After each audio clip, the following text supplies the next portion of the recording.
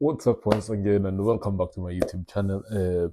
Today, there's just something that I want us to talk about, and this is something to do with the weakness that exists amongst us men. And normally I just talk about issues that affect us all as men or young men or older men, whichever. Because anyway, that's the area that I'm excited to be talking about. So there's some bit of weaknesses that exist among us that I think they should be addressed. And without wasting more time, there's five of them, probably six of them, that I want us to discuss today. And number one is, very often we as men, we are kind of like afraid of saying no to the things that we disagree with.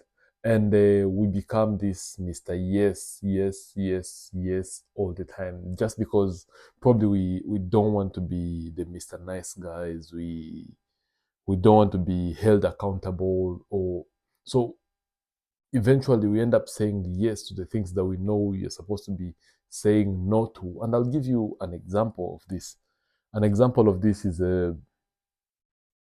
let's say maybe uh, you're working on a project, and then your boss comes up to you and he says, I want you to do this now, stop whatever you are doing, and I want you to do this now.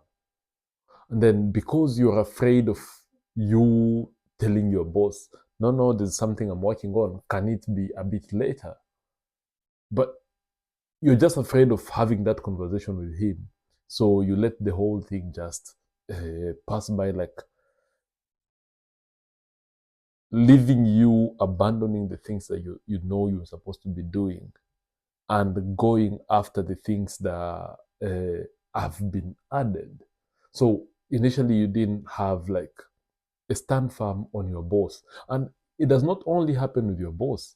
It can even happen with your brothers, with your sisters, when they come to you with an extra task that they want you to do for them, and then you end up abandoning the things that you are supposed to be doing for you to go and complete that task. And please don't get me wrong, it's good to help, but this help cannot come and jeopardize the things that you had planned to do today. And then these things just come up and you abandon what you're supposed to be doing. Get that very right. Finish the task that you have. Like for me, if you're to look here, there's plenty of sticky notes that I have of the things that I know I'm supposed to be doing. So unless I'm able to finish that fast, then I'm not going to be able to take any other task that is added to me by anyone. And luckily, I plan my own schedule and I focus on that. So that's the very first thing. Number two, the other weakness that we tend to have as men today is addiction. And specifically, I realized this when I was in Nairobi. The addiction that most young men are still suffering from is the addiction of pornography and masturbation. I don't really want to go too much into that, but the impact of it is just way too much. First of all, it affects your confidence. It affects the way that you are able to relate with people. It affects you can't be thinking straight if you're consistently addicted to be watching this we call it adult content. And it does affect you even in the long run. And I'll tell you how this does affect you. Uh, it affects you in this sense.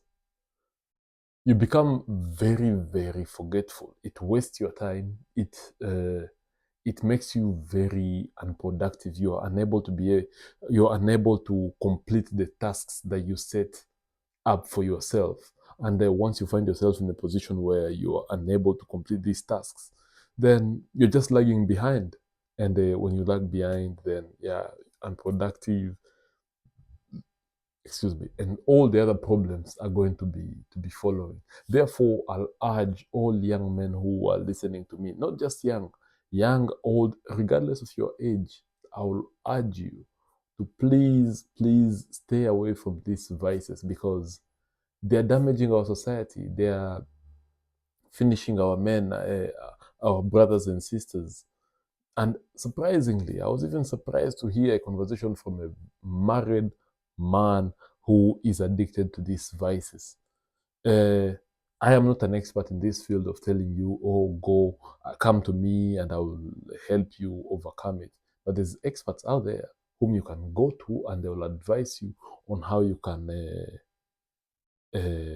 escape these vices of pornography and masturbation. It's very dangerous towards men today in the society.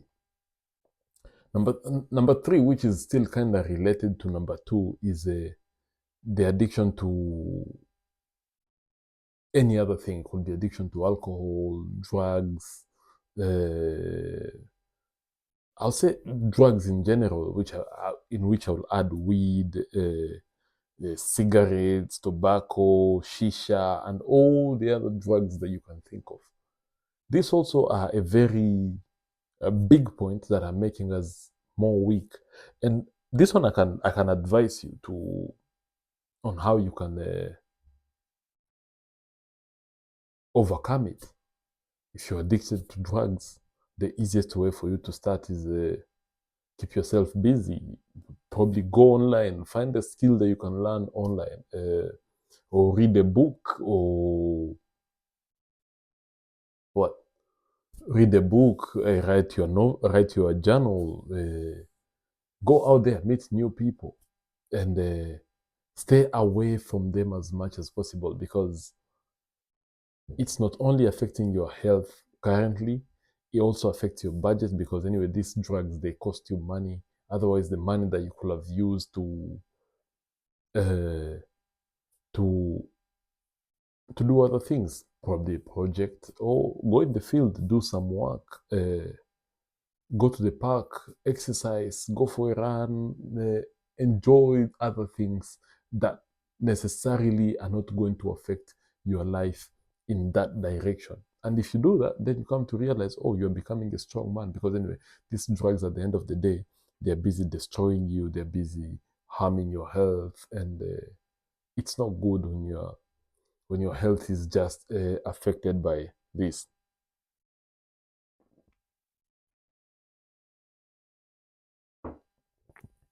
Well, the other thing is not taking responsibility, and this one, I'm also surprisingly, I'm also a big victim of this. Yeah, sometimes I don't take my own responsibilities. Sometimes I fail to take them to the letter.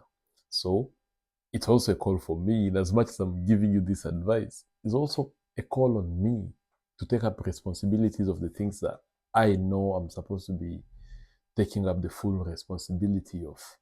And it could be as simple as saying, yeah, I'll come and cut the grass in the garden, and be able to come and cut the grass in the garden. And I'm using that as an example because, yeah, that's one thing that I've told my father a couple of times. Yeah, Chris, yeah, I'll cut that. I'll do that now. And then a day passes or two pass without me being able to complete that task. And it not only stops at the things that you tell other people to do. That's not just the sense of responsibility. This sense of responsibility can even be extended at the things that I say, okay, I will produce a YouTube video today and be able to put it out there on the internet.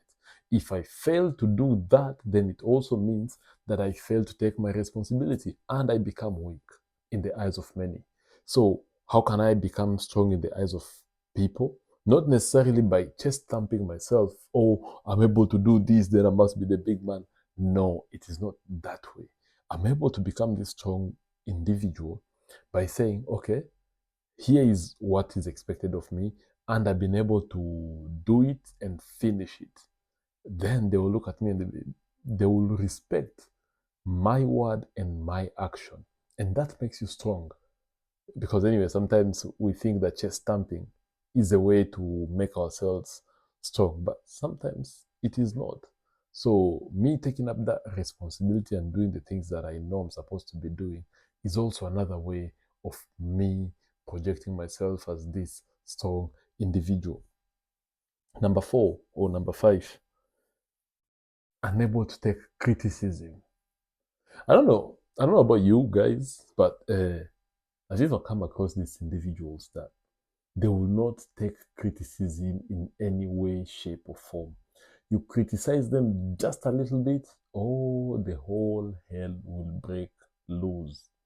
There's those kind of individuals as well who, the moment you criticize them, you become their enemy number one. And sometimes it's just positive criticism. When you're telling someone, no, you could improve here, you could do this and this, they won't be able to take it. So, as a man, you become strong when you sit down and accept being criticized. And of course, it has to be meaningful criticism, because sometimes it can be masquerade as a criticism, and yet is people are disrespecting you. So you have to be able to differentiate between the two. Criticism, okay, I'm being criticized here positively, and if it's negatively, then you should be able to tell them, fuck, I don't want to accept this, and you walk away. So if you're strong, you'll be able to take the positive criticism without you getting emotional. But if you are a weak man or a weak human being, then you find yourself being very uncomfortable when you're being criticized, or you find yourself reacting to things emotionally, which I don't think men are supposed to be emotional human beings. We leave that for children and women. Men are supposed to be rational, accept the criticism that is positive, that is constructive, and deny and refuse to be part of this emotional response that most men nowadays tend to have. And finally, men with a victim mentality. Oh, this and this is happening to me because so and so and so and so did this to me. Oh, I am black, I am white, I am Chinese in Africa, I am white in Europe or white in America. That's a very dangerous game. And I'll even encourage any man listening to me, please stay away from victim people or men who act to be victim in all the situations that exist. Stay away from them, because otherwise they will start inflicting their own victimhood on you, and then you find yourself, you also just start identifying as another victim. And what's the benefit of a man living as a victim of his circumstances? No, things will happen. Life will be hard. Probably you'll lose your job. You'll lose the girlfriend that you have. You lose your house, your car, and everything. But no, that does not give you credit to become a victim. Because anyway, of course, you are a victim, as Jordan Peterson said it. But what are you doing with that victimhood? Keep it to yourself, and then all the negative things that have happened to you, now use them to transform yourself and become this monumental or successful, in whichever means you want to measure your level of success, human being. And once you do that, then the society is going to respect you for what you've been able to achieve. Then the world is going to see you as a man who challenges came your way and you overcame all these challenges, and now here you are, you've succeeded.